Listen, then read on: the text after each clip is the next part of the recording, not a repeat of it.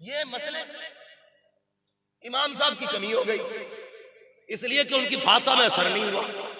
गलत नहीं कह रहा हूं, ये बदल देना सारी कमियां, सारी बदल देना। असर क्यों नहीं हुआ दुकान में बताऊं।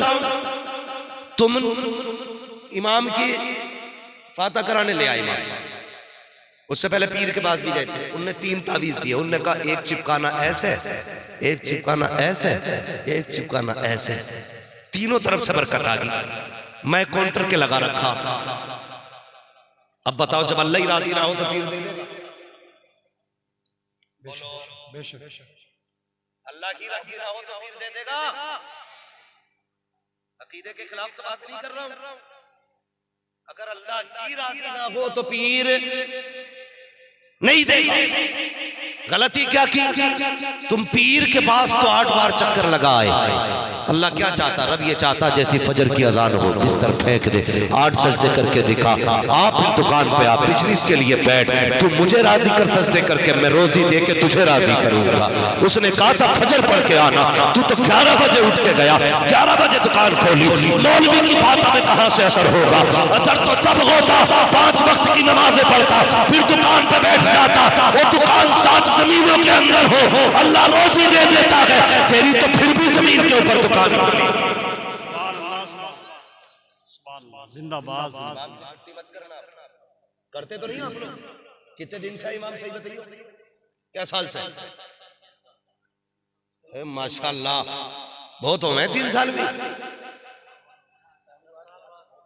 अल्लाह आपको सलामत रखे। इज्जत किया करो उलमा की, इज्जत किया करो। वो भी इंसान है, अगर कोई किसी से भूल होती है, चूक होती है ना, तो फसाद नहीं होना चाहिए। वरना अगर हम लोग ना जिसके पीछे नमाज पढ़ते हैं और उसकी बुराई कर देते हैं तो फिर नमाज खत्म, क्या नतीजा निकला? तो ये हम गलत करते हैं। हमने कहां गलत किया? इमाम साहब वली मां जरा फातिहा पढ़ दो। इमाम साहब को फातिहा पढ़ने बुलवा लिया, पढ़ गए उरद कम। कैसी पढ़ी? कोरमा घट गया। क्यों? मौलवी की फातिहा बोटियां बढ़ा जाती है क्या? खाना कैसे के स्टैंडिंग में चल रहा?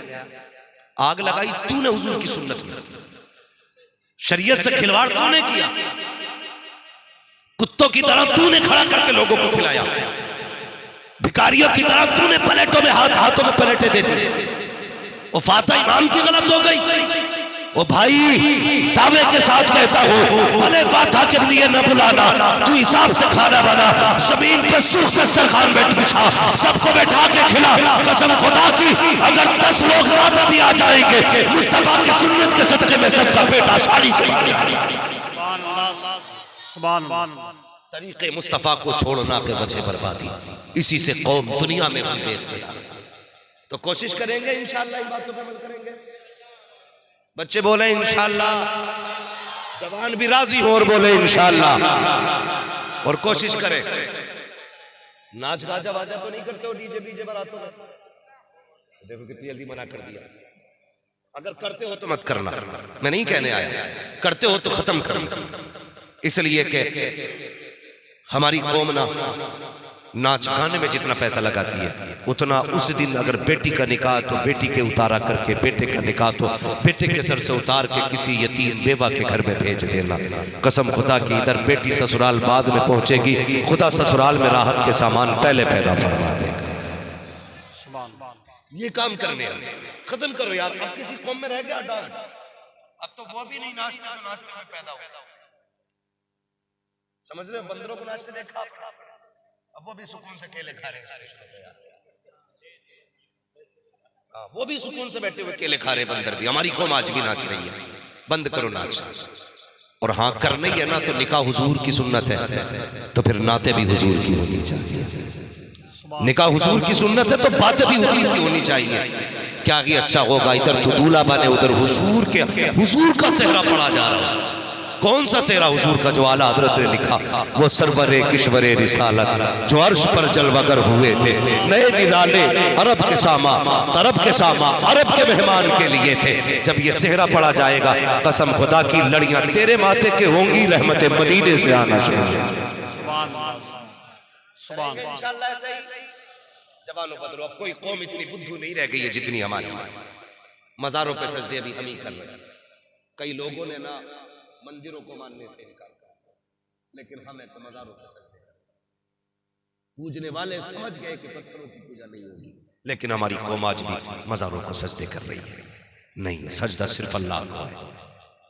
सजदा सिर्फ, इधर वाले लोग ज्यादा समझदार लोग हैं, बिल्कुल मत बोलिए, आप बैठे रहिए, आपका साया इनके सर पे अल्लाह सलामत रखे। हाँ, आप खाली बैठे रहिए, काम चलता रहेगा। सजदा सिर्फ अल्लाह को है, ना पीर को सजदा किया जाएगा ना मजार को। समझ रहे, समझ भी रहे, खाली जी नहीं करना ना सजदा मजार को, सिर्फ अल्लाह को सजदा करेंगे, और वो भी इंशाअल्लाह 5 वक्त करेंगे।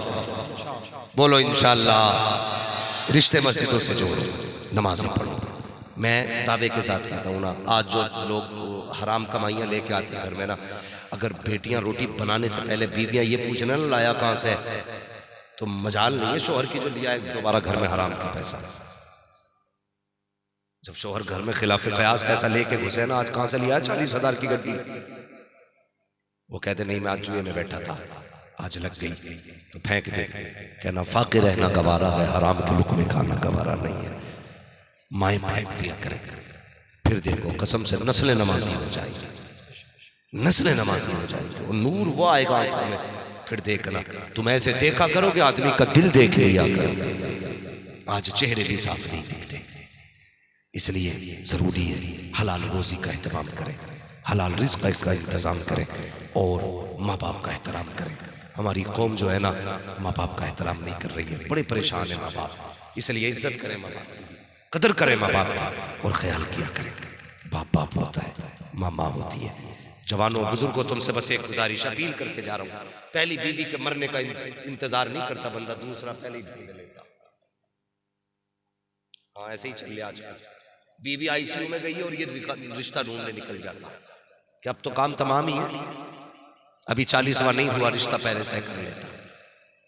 मैं मुनकिर नहीं हूं दूसरे निकाहों का, जिनके घर में है बुरा ना मानिएगा, लेकिन मेरी बात सुन लीजिए, पूरी बात सुनना फिर फैसला करना, वरना ये मत कहना घर जाके कि मौलवी आया था कह रहा था प्याज हराम है। पहले ये भी बात साफ समझ लिया करो पूरी। तो पहली बीवी का इंतकाल नहीं होता, दूसरी पहले तैयार है, करो तुम्हारी मर्जी। और शरीयत ने जब इजाजत दी है तो मैं कौन होता हूँ रोकने वाला, और हमें हक भी नहीं है रोकने। लेकिन इतना जरूर कहूंगा, जो पहली बीवी से औलाद है ना, उसकी कदर करना, उसकी कदर करना, जो औलाद पहली बीवी से। कई लोगों की बच्चों की शिकायत है कि जब से हमारे बाप ने दूसरा निकाह किया है, वह रोटी तक नहीं देते, देखने तक नहीं आए। उनसे पूछ औलाद क्या होती है, जो औलादों के लिए मज़ारों पे जिंदगियां गुजार रहे। कोई मज़ार नहीं छोड़ा जहां भीख ना मांगी औलाद की, कोई चौखट नहीं छोड़ी जहां पे जाके दुआएं नहीं मांगी औलाद के लिए। औलाद क्या होती है, अल्लाह ने दी है ना, तो दूसरी बीवी के पल्लू में लिपट के औलाद को मत भूलना, मत भूलना। खुदा औलाद नसीबों से देता है, नसीबों से देता है। इसलिए दूसरा निकाह करो, तुम्हारी मर्जी है, लेकिन औलाद के साथ नाइंसाफी ना करना।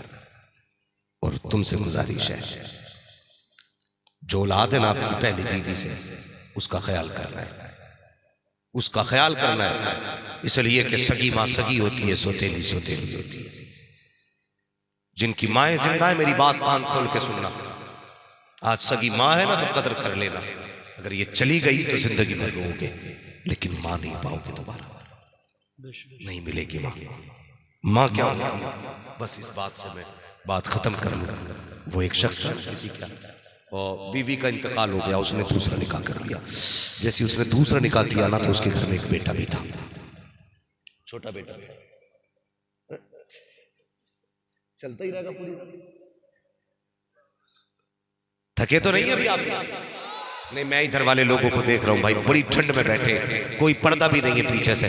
कोई बात नहीं, आज दुख उठा लो, कयामत में हुजूर तुम्हें कमली में इंशाअल्लाह छुपा लेंगे। हुजूर की महफिल है, बस थोड़ा सा बर्दाश्त करो। इमाम साहब का मसला भी देखना रहता थोड़ा सा। कल को छुट्टी तो नहीं करोगे अगर कोई जमात में ना पहुंचा तो? चलते रहे मेरे, जरा कहते सुभान अल्लाह। ऐसे ही चलाओगे जोर से, तो वो जब निकाह करके लाया ना दूसरी बीवी, कुछ दिन गुजर गए, एक दिन बेटे को बैठा के कहने लगा कि बेटे एक बात बताएगा। उसने कहा क्या? कि बेटे एक बात बता, तूने पहली वाली माँ भी देखी है, दूसरी वाली माँ भी देखी है, दोनों में कौन सी माँ अच्छी लगी? दोनों में कौन सी माँ अच्छी लगी? तो बच्चा कहने लगा पहली वाली माँ झूठी थी, दूसरी वाली माँ सच्ची है। तो दिमाग घूम गया ना बाप का, अजीब है यार, सगी माँ को कह रहा है, सगी माँ को कह रहा है वो झूठी थी, उसे कह रहा है सच्ची है।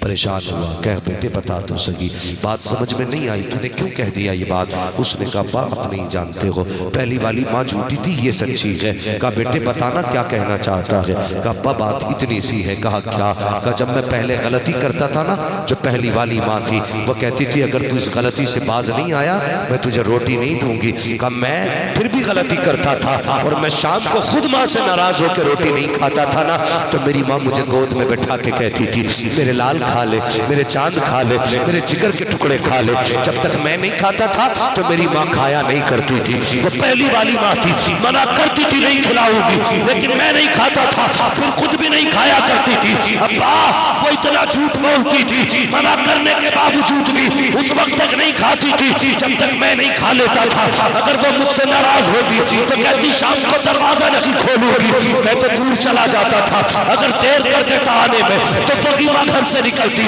और लोगों से पूछा करती थी किसी ने मेरा चांद देखा हो तो बताओ, किसी ने मेरा लाल देखा हो तो बताओ। अगर ताखीर हो जाती तो घर से निकल करके वो माँ तलाश किया करती थी। कहता इतनी झूठी थी वो माँ, अगर देर हो जाती तो खुद तलाश किया करती थी। मगर ये माँ इतनी सच्ची है, अगर ये कह देती है कि गलती की कि तुझे रोटी नहीं दी जाएगी, अगर बाबा रोता भी रहूं तो रोटी नहीं मिला करती है, तड़पता रहूं तो रोटी नहीं मिलती है। अगर ये कहती है खाना नहीं दिया जाएगा तो रातों रात रोते हुए गुजर जाती है, एक लुकमा रोटी का नहीं मिलता है। अगर ये कह देती है गलती करेगा दरवाजा बंद कर दिया जाएगा, मेरे बाप दरवाजा बंद हो जाता है, तो तुझे क्या पता है कितनी रातें दरवाजे पे बैठ के गुजारी है, कितनी रातें घर से बाहर गुजारी है। ए मेरे बाप जो ये कहती है वो करके दिखाती है, इसलिए मैंने कहा था पहली माँ जो कहती थी वो करती ना थी, जो ये कहती है वो करके दिखाती है, इसलिए पहले झूठी थी ये सच्ची है। कहा बेटे कहना क्या चाहता है? तो बच्चे ने कहा था बाबा एक बात समझ में आई है कि जिस माँ का लाल होता है उसी माँ को दर्द होता है, जिसका लाल नहीं होता उस माँ को बेटे का दर्द नहीं हुआ।